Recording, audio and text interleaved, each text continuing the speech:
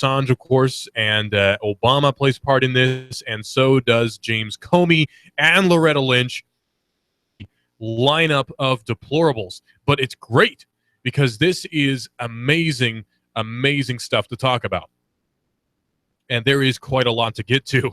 It's difficult to know where to start. This is very much tech news, and this is why I think that most news organizations are getting at this exactly the wrong way. They're talking about this as if it's political, and it is very much so, but they're completely ignoring the technical angle of it, which is where I come in, I guess. There's a lot of how should I put this? There's a lot of ignorance that happens in news media where news reporters, especially, you know, older to middle-aged ones, don't really get how technology works, mostly because they've never really had to use it very much in their line of work. The most they've had to do is write things on a laptop and maybe make a Skype call, and that's fine because that's most people. I have the distinct advantage of being a tech enthusiast, so I know a little bit about what I'm talking about when it comes to technology and when it comes to these emails. Apparently, they found 650,000 emails on a laptop which belonged to both Anthony Weiner and Huma Abedin. Don't be mistaken, they were married. In fact, I think still are married, although there's been a bit of a scandal because Anthony Weiner apparently, allegedly anyway, sent some interesting emails to staffers and such, which have led to accusations of infidelity, which may very well be quite well founded. But the FBI is doing a review now on these emails. This also means that Huma Abedin no longer has immunity with the FBI, so she could very easily be prosecuted alongside Clinton. That's again, distinct possibility. That's something that really could be happening. And it's sad when the biggest news outlet that's really talking about this in depth is Zero Hedge. And I like Zero Hedge, although it tends to be kind of alarmist, maybe too much for my tastes. But Zero Hedge is a decent starting point anyway for researching into different topics. If you want a summary of what's happening financially, Zero Hedge tends to be okay, although not the greatest. But then again, every news source is biased. Zero Hedge just happens to have a mostly free market leaning, which is cool. But you have to understand that that leaning does exist with Zero Hedge. Now, Huma Abedin says, I have no idea how the emails got on Weiner's computer. And of course, we can't overlook the fact that Anthony Weiner's name is Weiner, and every time you read anything about him in the news, they always use his last name and last name only. So you see Weiner, Weiner, Weiner all over the news, and it's funny, but it gets tiring too. I'm on YouTube right now live. You can see my costume. I actually am wearing one, although I work in an office, so I can't wear too much of a costume. I'm palette swapped Freddy Krueger. I'm wearing a striped knit shirt, which looks pretty sharp, I gotta say, but it's also passively. If you're walking by me on the street, you may mistake me for a certain killer with a glove, which is who I'm trying to look like. And on YouTube, the live stream is called Big Weiner Emails because the emails are big, just like. Well, anyway, this is AM 1240 Hot News Talk Radio and Binary here, where we talk about what's happening with the Clinton emails. For now, anyway. We'll get to other things too because Tesla's made amazing announcements so far about the solar tiles, solar roof, which is supposedly going to be pretty affordable. But what's Elon Musk's idea of affordable? Because the guy's a billionaire. What does he think of as affordable? Well, we'll look into that a little bit more. With the FBI, according to Zero Hedge, having obtained a warrant to begin poring over the 650,000 reported emails found on Anthony Weiner's computer, attention is now shifting to just what the FBI may find, with Democrats alleging that much of the thousands of emails allegedly sent from Huma Abedin's computer are duplicates of otherwise innocuous, while critics are alleging more deleted and or confidential emails may emerge. On her behalf, however, longtime Hillary aide Huma Abedin has told the FBI that she was not aware any of her emails were on the laptop the investigators seized as part of the probe into Anthony Weiner's investigation. Now, the reason this is happening, this is amazing. The reason this is all happening is because Anthony Weiner has accusations pushed against him. And of course, these are all, accusations and allegations. Accusations against him that he inappropriately, allegedly, of course, sent texts to a 15-year-old girl. Now, that's obviously very illegal in every state. The age of consent in most states is 16, not 15. which would make this very illegal for Anthony Weiner to do if he did it. So the FBI is investigating, obviously, because they investigate every charge of pedophilia when it comes to computers and such. When it comes to politicians, especially, that's where the FBI steps in. And Anthony Weiner is pretty well known for being heavily involved in politics in his area. He's also known for being married to Huma Abedin, who may or may not have connections to the Muslim Brotherhood, but who definitely has connections to Clinton. She's worked for Clinton for a very, very long time. Now, that doesn't really mean anything in and of itself, except for the fact that it does mean she has inside access to what's going on in Clinton's head. That's very important because I think she might be the only one who knows what's going on inside Clinton's head. She's like a puzzle to be solved. Well, she says that she didn't know that the emails were there. A source familiar with the investigation said. This is a sensitive topic for Abedin and the Clinton campaign because on previous occasions, Huma, under oath, disclosed that all the emails in her possession had been accounted for and handed over to the FBI. Now, if that turns out to not be true, she would have lied under oath. That's perjury. So she could very easily be sent to jail just for that. Now, will she be sent to jail? Probably not, because she's an aide to Hillary Clinton.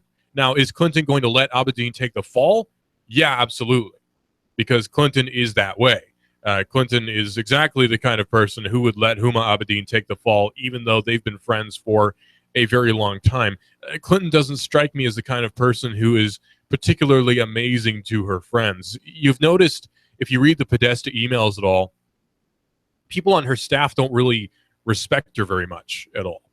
People on Clinton's staff don't really seem to have a very high opinion of either Abedin or Chelsea Clinton. They don't seem to like her very much, or Bill Clinton or Hillary Clinton in this case either.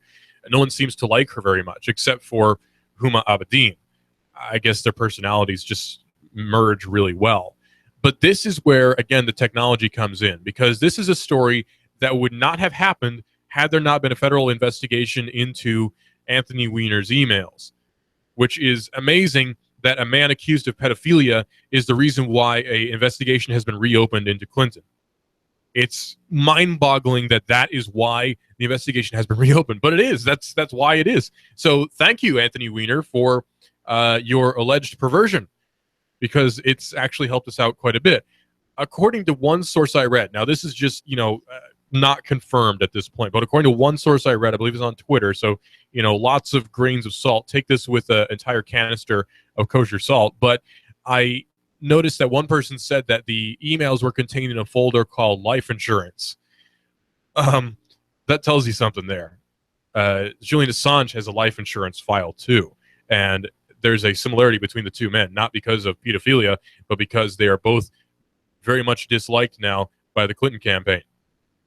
Julian Assange, because he's been releasing emails from WikiLeaks from John Podesta, and Anthony Weiner, because he's apparently given over a bunch of Abedin emails to the FBI, which again has caused James Comey to reopen the investigation, which leads one to ask the question, why did James Comey not open an investigation fully in the first place? Yeah, you had a cursory look, but you didn't really have an investigation.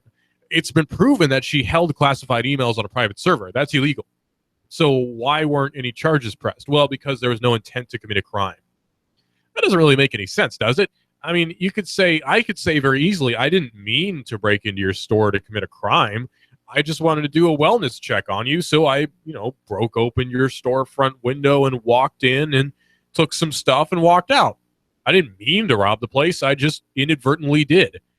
It's the same kind of thing that happens with Clinton. And really anyone of any stripe ever under a lesser level than Clinton, if they did exactly the same thing, would end up in jail for the rest of their lives. I mean, Bernie Madoff is in jail right now, and his crime was not nearly as severe as what Clinton is accused of doing.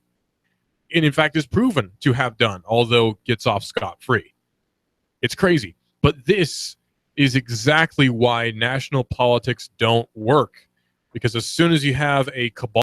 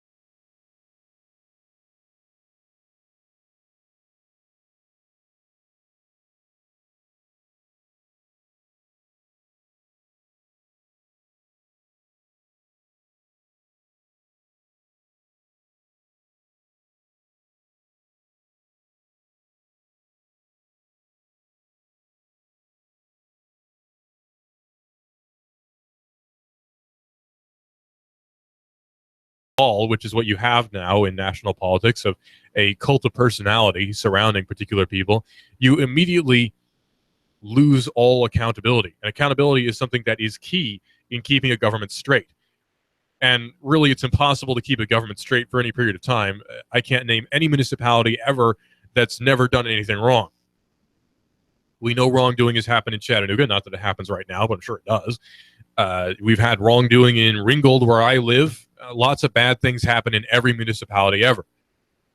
Now imagine that on a national scale, where instead of, the mayor sleeps with the coroner's wife, now we're talking about classified emails being held that threatens, the big boogeyman of national security. It's a bit of a bigger deal. And that's why, again, national government, a national governmental system like the one we have, doesn't really work out too well. There are too many people controlling too much. The system that we have was never designed to have one person in charge of this much. It just sort of ended up that way through years and years of corruption. So the biggest tech story of the year is easily the Clinton emails, but there are a few other things happening as well, one of which is the release of the new MacBook. Oh, yes, the 13-inch MacBook and the 15-inch MacBook Pro, which is causing Apple stock to go down. Yeah, Apple's not doing too well right now in the stocks or in the mind of the public. The reason is, and it's actually pretty easy, the reason is Apple seems to not know what it's doing. And that's been the case ever since Tim Cook took power. Now, I think Tim Cook is a principled guy. I think he has a lot of right ideas about privacy, but I don't think he has a lot of right ideas about what people want in a computer. He doesn't seem to understand what people want in a computer. I know what I want in a computer. I want something that functions, that will not lock up on me. That's kind of important. With hardware options, with good software compatibility, and good wireless. Say I want a wireless N card in it, and I want wireless AC as an option, and I want to be able to have not Windows 3, but USB 3.1. I want to have a USB-C port alongside the USB 3.1 port, and I want to have mini HDMI. I don't really need an optical drive, but why not? And I want good battery life. It's not hard. Picking out the perfect laptop is not hard. Apple went exactly the opposite direction of where Apple should have gone with the new MacBook, unfortunately. Apple went the direction of, look how different and cool we are, and subsequently alienated basically everyone who wants to buy a new computer. You see, Apple's new MacBook has nothing but USB-C ports, which means Apple's basically eliminated the Lightning port for some reason, even though you'd think that they would use that if they're going to go proprietary, but whatever. The USB-C port means all you have is USB-C. Now, USB-C is great. USB-C is USB, but it's reversible. So you can plug it in any old which way, which is odd because the new iPhone doesn't use USB-C. It instead uses Apple's proprietary Lightning port. So why? There's not a Lightning port on the laptop. Now, there are some cool things about this. This means that you can charge the laptop from any one of the USB-C ports, which is a good idea. That's cool. And you have to use a dongle for everything. There's a plus side and a downside to this. What this means is, if in your laptop bag, now you have to have a bunch of different adapters for a bunch of different things. You can see the functionality here because what they're going for is you only need on the computer this one kind of port, and then you could just adapt it in anything you want. That's kind of cool, but what if you leave your adapter at home by accident? You go to a friend's house and you want to hook up your laptop to their projector, and you realize you forgot your HDMI cable, your HDMI to USB-C cable. That's a pain in the neck, and no one wants to have to deal with that. But with Apple, you do. The new MacBook, you do. And it's kind of prohibitively expensive, close to $2,000, over $2,000 in some cases. Why are people falling for the MacBook anymore, when it's so easy now to spend $250 on eBay and get yourself a mid-range good ThinkPad? Everyone falls for the ThinkPad, and it's a good laptop, but you can also get a decent Dell Latitude. You can get an HP Pavilion. You can get a Dell, Inspiron, I think? Whatever. You can get a bunch of different laptops. You can get a used MacBook Air for way cheaper than that, and you'll have just the same functionality with potentially more ports. So why would you get the new MacBook, I guess is my question. There's not really any good reason to get the new MacBook. Apple also has the problem with the new iPhone, where the new iPhone 7 doesn't have a regular headphone jack. So you are locked now into the proprietary Apple headphones unless you use an adapter, which no one's going to want to carry around. So they're just going to use the standard Apple EarPods and the AirPods whenever those come out. And then there's the case of the iPhone 7 exploding. There's actually been a case of an iPhone 7 battery rupture and exploding, just like the Samsung problem, which caused Samsung stock to go down by like 40-something%. It lost a bunch of its value. Apple may be heading down the same road as Samsung because everyone said Samsung is indestructible. But one blunder like that makes your misfortune a cultural joke, a meme, it means that you're over. You can't get over that kind of thing. That's why everyone remembers the Star Wars kid as the Star Wars kid. As soon as he reveals who he is, people say, oh, you're the kid who flailed around on the internet for jokes. Rick Astley is never going to be remembered for any of his other songs. It's always going to be Never Gonna Give You Up. That's the song he's always going to be remembered for because it's the song that was a joke on the internet. Apple needs to tread lightly here because while Apple was a great company in the 90s and the early 2000s, it's quickly stumbling along the same path of its predecessors like IBM, where they made massive design mistakes, alienated their user base, and ensured that IBM stayed the company for old people and corporations. Apple's quickly moving along that same path. Apple needs to tread lightly. Microsoft is kind of doing the right thing, but at the wrong price point. Microsoft came out with their new design-oriented all-in-one computers, which are totally not iMacs. They are, but they aren't. It's basically the Microsoft iMac, but 15 years too late. It's a good design. It's a good idea. It's just too expensive at nearly $1,500. But it's a move along the right track. It's also the first Microsoft hardware that we've seen in a long time, especially with the personal computer. I'm pretty sure it's actually the only personal computer that Microsoft has ever made. I could be wrong about that, but I'm pretty sure it is the only personal computer that Microsoft itself has packaged, sold, although possibly not manufactured. Interesting stuff. They've come out with a Surface tablet, and it's marginally successful. It's doing pretty well. So it's interesting to see this new tablet / all-in-one from Microsoft. Interesting stuff happening in computer news, but most people who use PCs hardcore are still going to build their own. That's why companies like NVIDIA and AMD and Sapphire and MSI and Zotac and Gigabyte and Cooler Master, brands like these are always going to stay along. They're always going to stick around because most computer enthusiasts are building their own computers. Not so much laptops because you can't really do that except for on System 7. But most computer enthusiasts are just building their own desktops, which is what I plan to do here in the office. By the way, here's a fun tip for you if you're looking for a good, reasonably powerful desktop office computer. Go on eBay. This is not a joke, but if you're somewhat computer savvy, this is a good tip for you. Go on eBay and look up IBM, not ThinkStation, or not ThinkCenter, but ThinkStation. These are the professionally graded ones. Buy yourself a ThinkStation. You can get one for like $150 used on eBay, and it's got good specs. You can put yourself a graphics card in there. I've seen i7s on there with decent clock speed. I mean, you can get good stuff with hyper-threading and everything. So go on eBay, buy yourself a ThinkStation. Tell them Russell sent you. It won't do you any good, but hey, at least you'll get the name out there. And you'll get yourself a nice computer for pretty low price. I mean, $150. You can't go wrong. Most of what you're going to be getting is from, big offices that sold off its stock on eBay, and then someone else decided to resell it. Either they pull it out of a dumpster and decided to resell it on eBay or whatever, but it will almost assuredly be a good computer. Make sure the seller has a warranty. That's important because you might get a dud, but chances are you'll get yourself a actually really nice computer that's going to last you 5-6 years as an office computer, no problem. Throw yourself a mid-grade graphics card in there, and you're pretty much set for the rest of ever with light video editing, audio editing, mild office work. Google Earth will render amazingly on there. Any sort of web application, Netflix will run great. You're perfectly set. This is Weiner here on Hot News Talk Radio, AM 1240, hotnewstalkradio.com. I want to talk about Tesla's solar roof, why we should be using solar panel in conjunction with nuclear power for the future, and space travel. Is Elon Musk dead with space travel?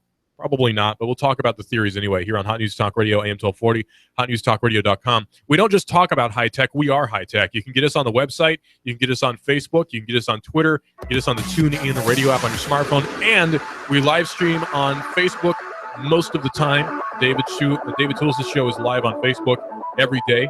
You're on Hot News Talk Radio AM 1240 and hotnewstalkradio.com, and I'm live on Facebook whenever my phone is charged. This is Binary. I'm blowing everything up. We're starting over. I'm doing a new show. I want guys who push it to the middle of the table and go over the top. Take a risk, fail miserably. I'm right, and I'm not wrong, and I'll never back down. Conflict works. Allow it. It's The Herd with Colin Cowherd. Right here and everywhere. Noon Eastern. You give us 12 minutes and 40 seconds, we'll give you Chattanooga and the world. News Talk 1240. Cash, cash, cash, and more cash. Rick Davis has the cash when you sell gold, silver, diamonds, rings, and jewelry. Sell Rick your precious metals today and lock in your price. Hey, Rick Davis will trade your cash for shiny, brilliant, and heavy gold. Gold cheaper now by $100 an ounce. Join the Rick Davis Silver Bonanza 2. Price is so low, the Lone Ranger is bound to gallop in, Kimosabe. Hey-ho, silver, away! The markets are changing, so buy now. Cash, cash, cash, and more cash for your silver and gold, gold, gold. Rick Davis, 5301 Brainerd Road. That's 5301 Brainerd Road. Rick Davis Gold and Diamonds. Oh, and cash, cash, cash. You know where it is. Hey-ho, silver, away! We're at the Cantina at Amigos Mexican Restaurant. Yes, ma'am. 2 orders of nachos with beef and beans and 2 beers. Chattanooga loves its Amigos restaurants, but the Amigos in Hickson has something extra. NCAA, the week's big game. How about a house wine? Really good. Big name beers. Just tell Maria what you want. And here at Amigos, margaritas are popular. And it's only $3 a day. If you come here on a game day, Saturday, a Natty Light is only $2.25. Here at Amigos, just during NCAA, Natty Light, $2.25. Amigos Mexican Restaurant in Hickson. The happy hour is 3 to 9 today and every day. I'd say the atmosphere is festive. Look at that huge TV. It's like being amid the fans under a bright sun, but without all the heat. Stay cool. Quench your thirst. Amigos, between the Staples and Hobby Lobby. Take the table next to mine and enjoy the great NCAA gang with friend or family here at the Cantina at Amigos Mexican Restaurant. Okay, it's starting. Listen up, y'all. Ben Phillips, Home Rate Mortgage, 805-9100. I'm in the business of saving people money. And if you want to save money, pick that cell phone up right now. 805-9100. I received a call that I won't forget. The guy is a Chattanooga police officer who served our great country in the Air Force. A true American hero. Our hero is renting, which costs too much for a space too small. We helped him achieve the American dream. And the best part is this. He purchased a $180,000 home with 0 down. His payment is $200 less than what his rent was. And now he has a safe place with more space to raise his family. It's easy, and you can do it too. It just takes 10 minutes and 1 phone call. 805-9100. Turn a house into a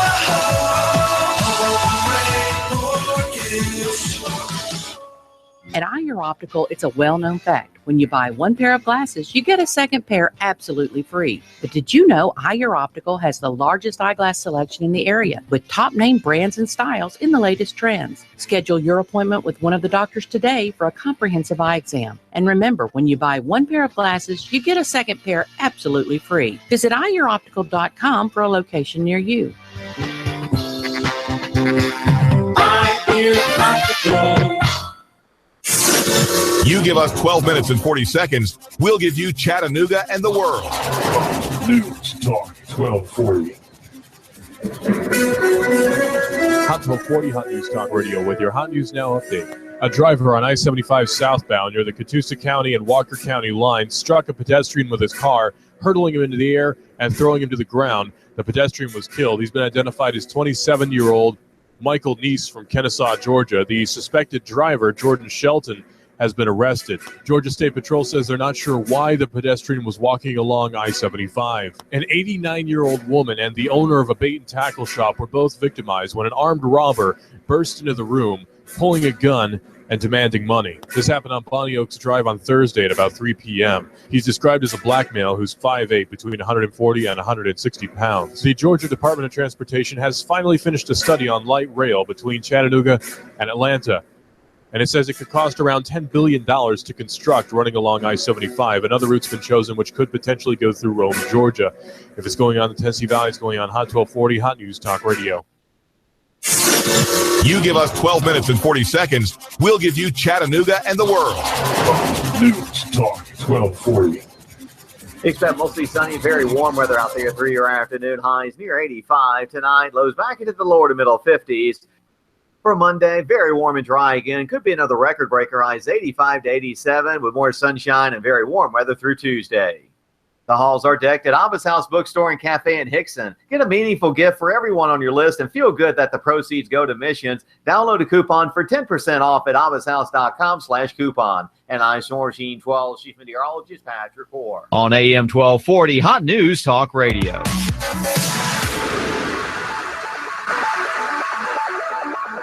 It's no secret that the limousine liberals support Hillary Clinton and will do anything it takes to make sure she gets elected. It's only logical. I mean, if you support a candidate, you're going to do whatever you can to make sure he or she gets elected. It's logical.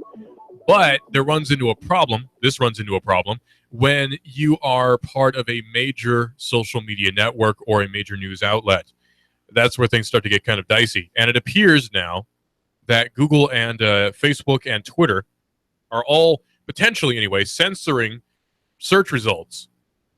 Now, with Google, it's super easy to censor search results. I mean, all Google has to do is to not include different phrases in the auto search terms. That's easy, into the autocorrection or to the search suggestions. So it's not particularly difficult for Google to pull that off. And Facebook, on the right-hand side of the page, has trending news stories. Now, for me, for some reason, it tends to be about celebrities. I don't read that much about celebrities, so I don't know why I'm getting news about whoever Tyga is dating. I don't care who he's dating. It doesn't really make any difference to me if he broke up with Kylie Jenner or not. The only reason I know he's dating Kylie Jenner is because Facebook told me. So why? I don't know. It's just to make you care about it, I guess. But the thing is, Facebook could very easily not include the trending story on the trending stories list. And that appears to be what's happening, at least on the surface, with the Clinton email scandal. It's not been on Facebook's trending for a long time. And what little has been just sort of innocuous, yes, she's being investigated, and that's about it. Not very hard-hitting, hard news on Facebook's trending list. But it does make sense to some degree because Facebook doesn't want to offend anybody. You know, Facebook's prerogative is being all-inclusive. That's why there's 800 different options for gender when you sign up. You can be trans horse if you want to be. They don't care because it's Facebook. It has no reason to care. All Facebook cares about is making sure everybody's happy. And most of the time, people are pretty happy. But Facebook, I wouldn't say has a responsibility, but it does have an interesting position where Facebook has the huge potential to shape what the public thinks. And Facebook does shape what the public thinks. Most people get their news from Facebook headlines, just articles people share on Facebook, and there are websites you can't share anything from.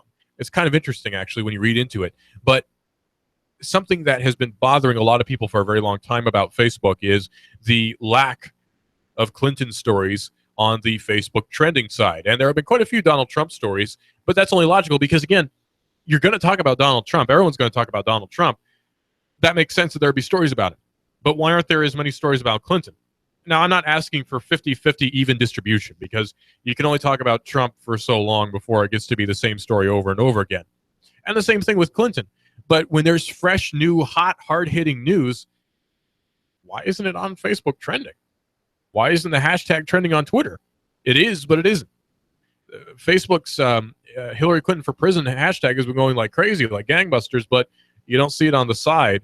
I can tell you right now, let me look, because they may have amended things since we last met. But I'm going to pull up Twitter here on our Twitter computer, because we actually have one. And I'm going to look at what's trending right now on Facebook. We have Happy Halloween with 1.4 million tweets.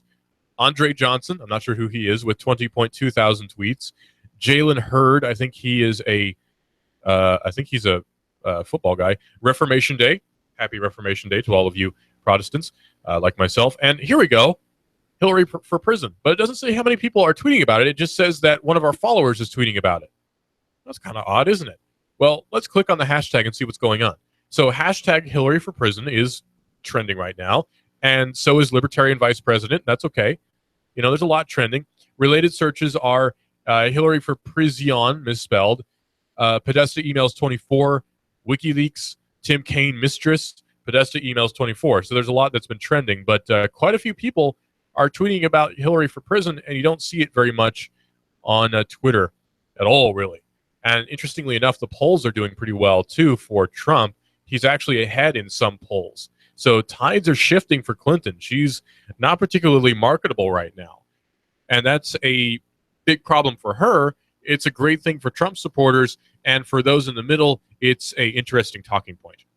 Put it that way. It's a very interesting talking point. There are a lot of people politically who are sort of in the middle, where they want Trump to get elected, or maybe they want Clinton to get elected, but they're not really on board with either one 100%. I tend to fall more into the conservative category, where I don't think it would be the biggest tragedy in the world if Trump got elected. I don't support all of his policies, but I don't think it'd be the biggest tragedy in the world if he got elected.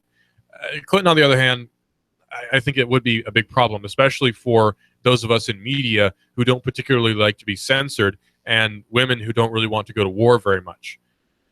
Because if you remember, I think it was about a year ago, there was a proposal that women should have to sign up for the selective service until they're 26. Now, nobody should have to sign up for the selective service, and nobody should ever be drafted. You shouldn't go in the military unless you consent to going into the military. That's just how it is. You shouldn't be drafted. You shouldn't be in the selective service. Selective service is voluntary anyway. What are they going to do, drag you off to prison for not signing up? Come on. Just don't do it. But the interesting thing is, women don't need to be in the selective service. Aren't there enough guys who can go to war if that ever happens? Apparently not, because now there's been a few proposals. In fact, one from Charlie Rangel, who's a Vietnam veteran, who you'd think would be against a draft of any kind, being a Vietnam veteran and everything. But no, he is actually pushing, believe it or not, for a selective service requirement for young women. Why? I don't know. The last thing I want, of course, is to see more people die in a war. That's not a good thing. Never has been, never will be. Clinton seems to have an odd vested interest in making sure Russia is antagonized in every way possible. Now, don't get me wrong. Russia's not exactly not antagonistic itself. But it seems like Trump is more interested in mending the bridges with Russia than Clinton is. That's for sure. But again, it makes sense because if you look at the personalities, Trump is someone who's used to business deals. Clinton is someone who's used to burning those who burn you. I mean, it's simple stuff. If you look at their personalities, that's just how it is. And for Trump, Russia's never really done anything to him. For Clinton, Russia's been a pain in the neck because she's been Secretary of State. She wants to burn them because they burned her. It makes sense, especially over the Benghazi issue, and especially over the articles that have been about her in Russia Today. It makes perfect sense from a political standpoint and from a personality standpoint. But that doesn't mean it's right. Because it makes sense doesn't mean it's right. It might be logical. It's not necessarily the right thing to do. The logical next step for Clinton is, of course, to antagonize Russia more, because that's the trail that she's been on. The next logical step for Trump seems to be either mend the bridges or at least get on, friendly-ish terms, maybe some trade agreements or something. Think about Cuba right now. Cuba is actually, I think how we're dealing with Cuba is the right way to do things with former enemies and even present-day enemies. With Cuba right now, we have an arrangement where we're getting to the point where we're possibly maybe going to have free trade with Cuba. And everyone can agree, even if you despise Obama, and I don't like him very much, even if you despise Obama, one good thing he did, one solitary good thing Obama did, is let us have Cuban cigars finally again. Thank you for that. Seriously. That's the one thing that he's done I'm actually kind of happy about. And who likes cigars? Let's be honest here. Who likes cigars?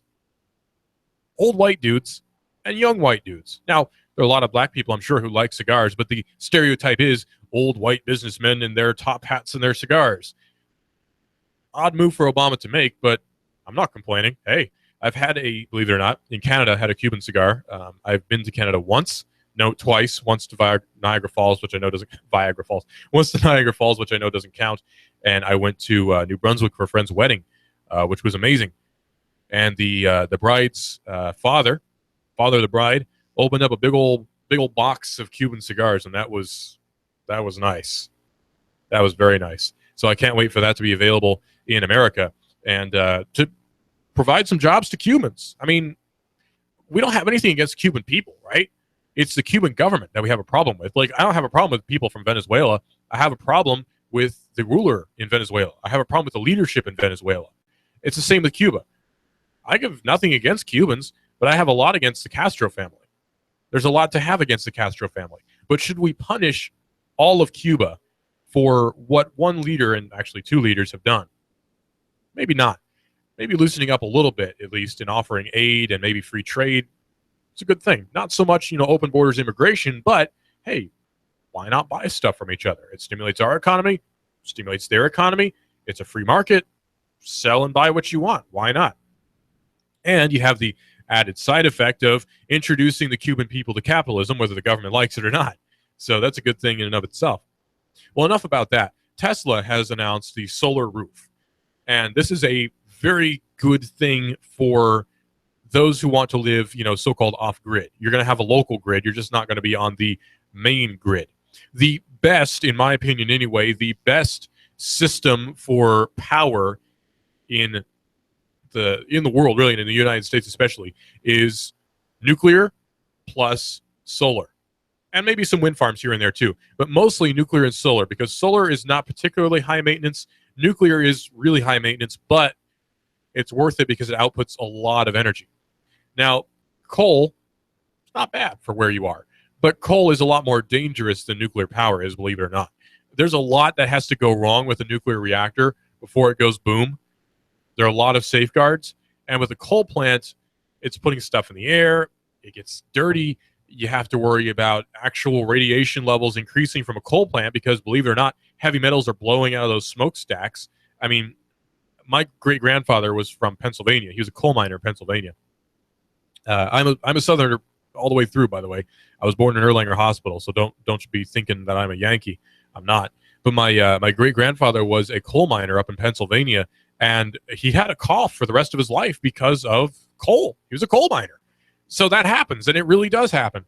And I can't imagine that the quality of the air around a coal power facility is that great, especially when compared to nuclear power. So nuclear power is great. I have nothing against nuclear power. There's not really any issue with it. The only problem arises when it's not properly maintained, like it's what happened in Fukushima. If you remember Fukushima Daiichi, the nuclear plant there, it was not properly maintained. It was too close to the shore. It got hit by a tsunami, and as a result, it went bad. And if you look at Chernobyl, there were a lot of people who did exactly the wrong thing, which led to Chernobyl going bad and going boom and potentially killing hundreds of people. So there's a lot that has to happen, that has to go wrong before you have a disaster. So I'm not worried about Watts Bar at all. I'm not worried about TVA's nuclear power plants at all. I have no reason to be. I think no nuke is very much misguided and will put us on the path towards much more expensive power. That's for sure. Much more expensive power by a long shot. Hydroelectric is fine. Nuclear power is fine. Solar power is great. Wind power, while it is high maintenance in moderation, is fine too. All those things combined, you have relatively green energy, actually. So you don't have to worry about coal. You don't have to worry about oil. You don't have to worry about anything else. Of course, the pinnacle is geothermal, but good luck doing that here. We're in the mountains. So on Friday evening, Tesla officially announced an integrated solar roof and Powerwall product for individual use. When or if the roof and the Powerwall become available to consumers is most likely contingent on Tesla and SolarCity investors voting to approve Tesla's offer to buy SolarCity in a $2.1 billion all-stock deal on November the 17th, which is just 18 days from now. Tesla set up an elaborate neighborhood display on the Universal Studios lot in Los Angeles. The company unveiled, according to Ars Technica, several model homes with Tesla Powerwalls mounted on the side and a variety of custom roofs with photovoltaic cells disguised as tiles. He says, "You really need to make solar panels as appealing as electric cars have become." Tesla CEO Elon Musk told a crowd of several hundred people as the sun set on the artificial neighborhood. The goal is to have a roof that's less than the installed cost of a roof plus electricity, he says. In a private conversation with journalists after the announcement, Musk declined to state a price for the roof or a price per square foot. He did admit it's not going to make sense for somebody to replace a brand new roof with a solar roof. But if your roof needs replacing anyway, he said, The cost/benefit could make sense for many families. Tesla and Solar City representatives said that they expect to start installing roofs as early as even next summer. In response to a press question, Musk said that if the merger with Solar City isn't approved, such a collaboration could become unwieldy and would make much less sense to continue. Anytime there's any collaboration between Solar City and Tesla, he says, we have to run things between an independent board of committees, Musk added, which in and of itself is not a terrible thing, but can lead to, issues. Committees always cause issues, especially when you have design by committee.